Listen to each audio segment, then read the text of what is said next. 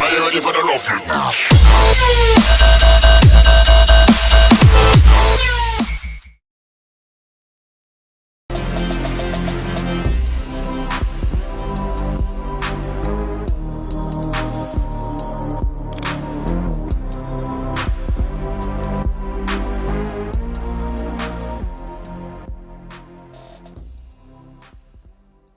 Hey, what is up guys? Tyler here with Secure Team. Before we start today's video, I just want to give you guys a heads up. It seems like I'm coming down with likely the flu, and I'm not feeling very well. I was going to put up a video last night, as I said in my previous video, but I just felt like total crap. So I've been taking medicine, and if you guys will just bear with me through this video, I'd really appreciate it. A lot of interesting stuff to talk about, so I definitely wanted to get this video up. The first of which I want to start out with is that our entire solar system may be filled with aquatic aliens. Now, you're probably saying to yourself, aquatic aliens? What the hell is Tyler talking about? Well, if you've been watching our past videos, we've been talking a lot about Jupiter's icy moon, Europa, which, although frigid and covered with a thick layer of ice on the surface, has been found to harbor an underground ocean of liquid water, just like we have here on our own oceans, that is 62 miles deep. Now, compared to Earth, the Pacific Ocean's Mariana Trench reaches a depth of about 6.8 miles deep, and that's the deepest that our ocean goes. So, we've recently discovered this underground liquid water ocean under Europa, and it's raising a lot of new questions about the search for alien life in our solar system, because there has been a long-held belief that the only types of planets or moons that you would find things like liquid water on are those that are found in the habitable zones, or the Goldilocks zones around their stars, where the temperature is just right, not too hot, not too cold.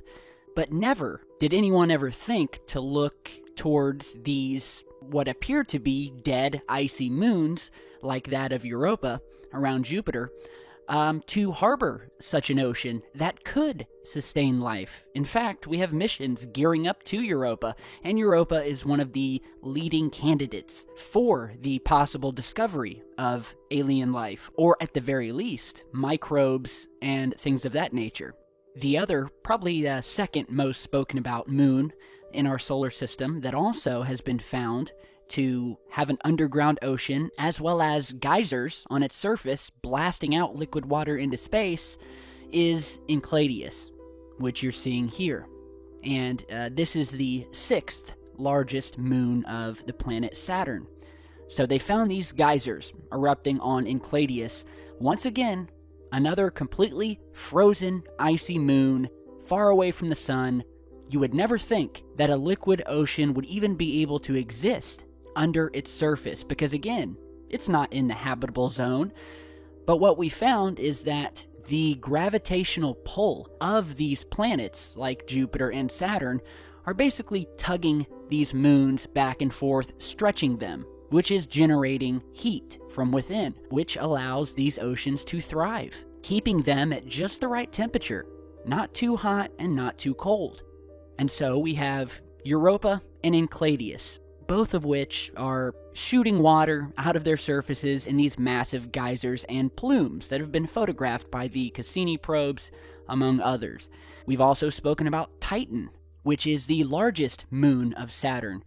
It's an alien world in the truest sense of the word, and it's very much like Earth. It has an atmosphere, it has stable bodies of surface liquid, and is the only body in the solar system besides Earth to have such bodies of liquid on its surface. And we're talking about liquid oceans and liquid lakes of methane.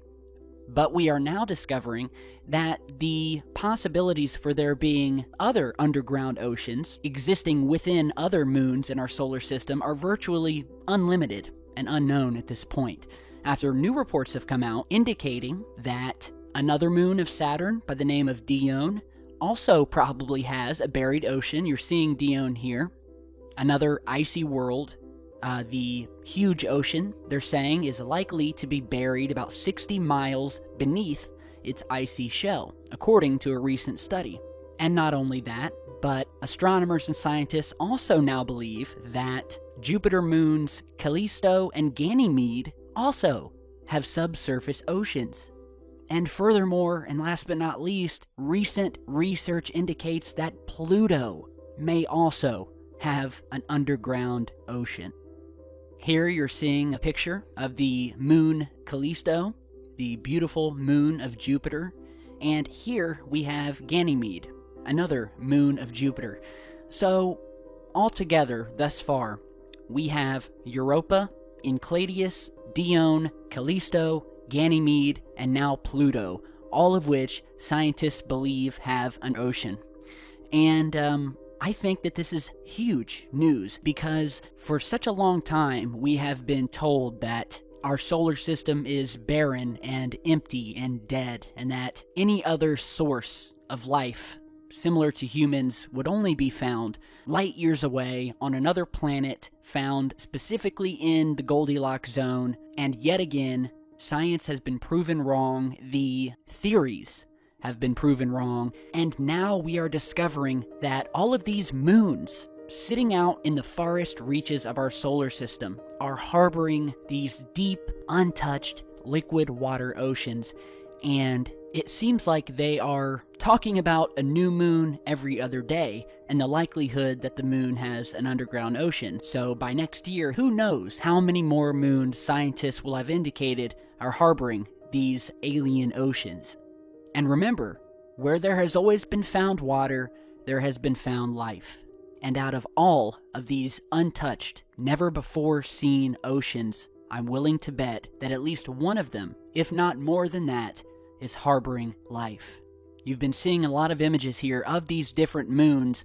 Many of them, we are showing you the large areas of water vapor that have been discovered and imaged by the Hubble Space Telescope surrounding some of these moons. I mean, some of these moons are surrounded with water because they're releasing it through these giant plumes. And so it's just very exciting news, and the chances that even one of these deep underground alien oceans has life is very exciting, and we should be focusing on that. There's a lot of talk about sending probes to planets that we've discovered that are light years away, when we could have potentially 10 to 20 moons within our own solar system that are secretly harboring life underneath the surface, unbeknownst to us, while we have ignorantly brushed right past them. I mean, it's been right under our nose this entire time. And it just goes to show that sometimes you can find indicators of alien life in the last place that you would ever think to look. So let me know what you guys think. Now, we have some new UFO sightings, as well as some new NASA space shuttle footage displaying some very anomalous activity. But first, we want to show you guys this new photograph that was sent over to us. It's been officially submitted to MUFON. You can find the link and the case number to that down in the video description. But we have this set of photographs here, captured in Guthrie, Oklahoma, of this UFO you're seeing here, caught in the distance flying over by a trail camera. So we have sort of this surveillance camera sitting here. The eyewitness stated, and I quote, "Attached are pictures taken on the Moultrie Trail camera. I was deleting pictures when this object was captured less than 200 feet from our house." The source stated that the object in the sky was too big to be a bird, obviously, and not the shape of anything that they had ever seen in the sky, nor have I. I mean, you guys look at this. Let's go ahead and zoom in here. And look at this thing. This has a definite, sharp-edged, mechanical shape to it. I mean, it does not look like an animal or anything like that. I mean, it honestly looks like a ship of some sort. I mean, that's what it looks like. Where we have the pointed end here. We have the back with what look like sort of like some openings, like you would think were thrusters of some sort. And it's a shame we don't have video, but again, you guys can download and check out the images yourself, and yeah, this is very strange, does not look like anything man-made. We don't see any arms that would indicate this is a drone or anything like that. So let me know what you guys think, and anybody over Guthrie, Oklahoma on October 3rd see this thing, definitely shoot me an email. Here we're going back and forth between the images, showing where the object briefly appeared and disappeared within the same minute. So, very, very strange. Now, I want to show you guys some very strange activity captured outside of the International Space Station. We have a couple of clips to show you, and if you follow our channel, you know that we've done what seems like an endless amount of videos featuring various space station footage showing these UFOs, these craft, maneuvering, flying, changing speeds, changing directions. You've seen this piece of footage here that you're seeing, which is from the STS-114 mission in 2005, where we see this object fly into frame, does a complete U-turn, changes directions, and flies off, increasing its speed before exiting the frame. Here is the video again. We'll go ahead and speed it up here. And I just want to show you guys this here. I mean, this is probably one of my favorite clips from these space missions and these STS missions because it shows a clear object changing trajectory, direction, and speed. So it's got everything we like to see going on here, all of it an indication of a controlled object under intelligent control, flying near the Earth and changing directions before blasting back out into space, and it's not one of ours, folks. And so, makes you wonder, are there any other videos that we haven't shown on this channel featuring maybe some strange activity? Well, yes, there has been. So check out these two new clips of some very strange UFO activity happening outside of the space station window. So check this out.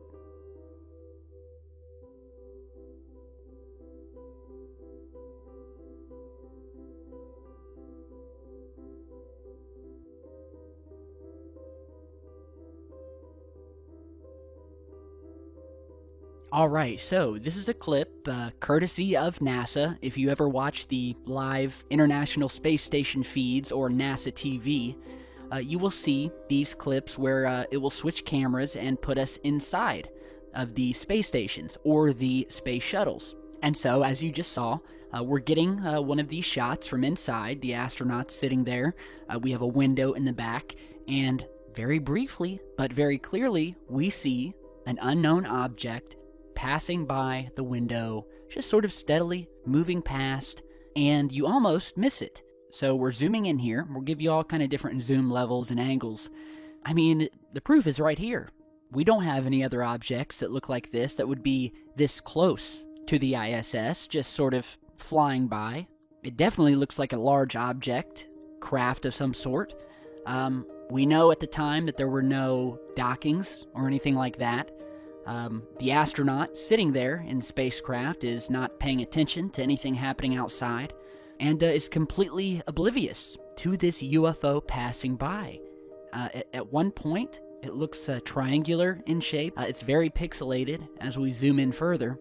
And at other times, it has almost like a saucer shape to it. But nonetheless, what we have here is a large object passing by outside that does not belong to us. And I can tell you that this would not be a satellite or anything like that because the ISS is situated in space so that there are no other orbiting materials or satellites near it that would cause a collision or anything like that. So it's pretty self-explanatory. And yet another damaging piece of evidence of mystery activity happening out in space outside of our spacecrafts that we can add to the list. Now, another very anomalous piece of footage comes from a NASA control center where we see another UFO come onto this screen in the background and, well, go ahead and check this out.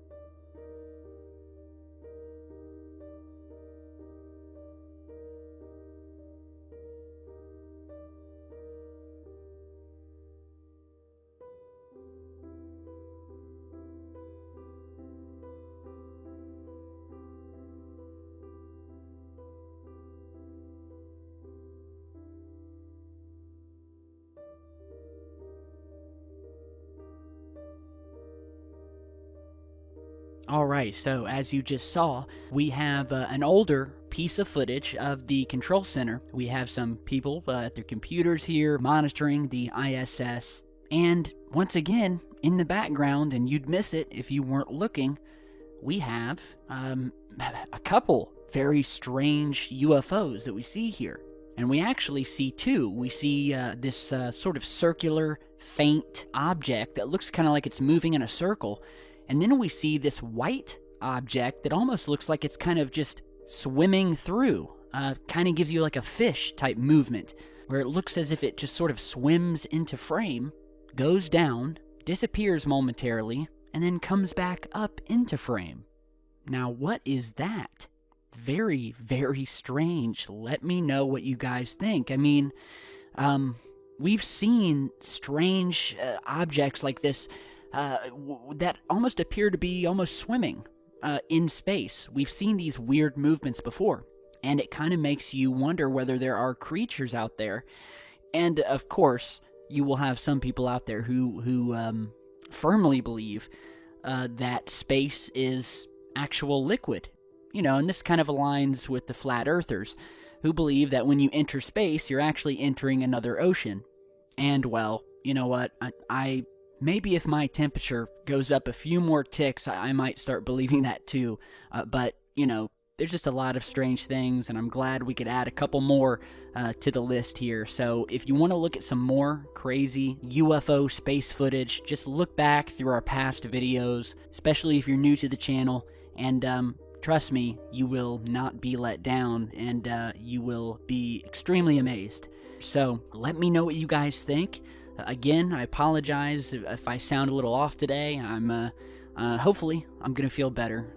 We will definitely have another video up tomorrow focusing on some more UFO footage. We've got a ton to show you guys, so be sure to stick around. And before we end today's video, I gotta show you guys something really cool. And that is this ghost drone that someone put together during this wonderful Halloween season to scare the bejesus out of people. You can see here they've put this ghost figure, sat it on top of a drone here, and have been flying it around, chasing cars, chasing people, and giving them a good scare. So that's actually pretty ingenious. It's pretty cool, pretty funny.